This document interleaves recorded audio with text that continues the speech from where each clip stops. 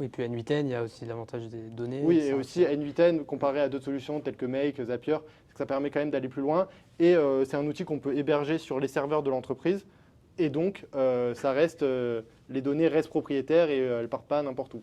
Et donc ça aussi, c'est un truc qui intéresse beaucoup les boîtes. Et du coup, vous n'avez pas peur d'être un peu enfermé dans leur écosystème, dans N8N?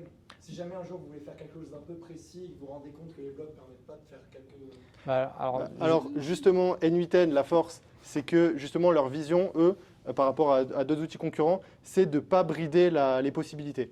Donc c'est vraiment d'avoir une approche où on va donner beaucoup de souplesse.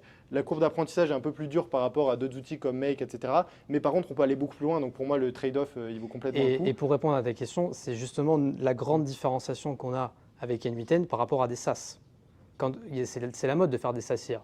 Avec le vibe coding, etc. On peut faire plein de SaaS, tout le monde veut faire des SaaS. Ça, c'est un logiciel. Un SaaS, c'est un logiciel que tu payes par mois, souvent pas cher, à 20 euros, 50 euros par mois, qui vise à être très généraliste pour avoir un maximum d'utilisateurs et après aller faire beaucoup de revenus récurrents, ce qui permet de valoriser très fort la société et la vendre à un multiple de x10, x12, x15 parfois, surtout si c'est dans la tech et c'est dans l'IA. Ça, c'est le modèle classique. Il y a plein de gens qui veulent faire ça et d'ailleurs, les profils comme vous, un peu tech, c'est souvent le premier réflexe.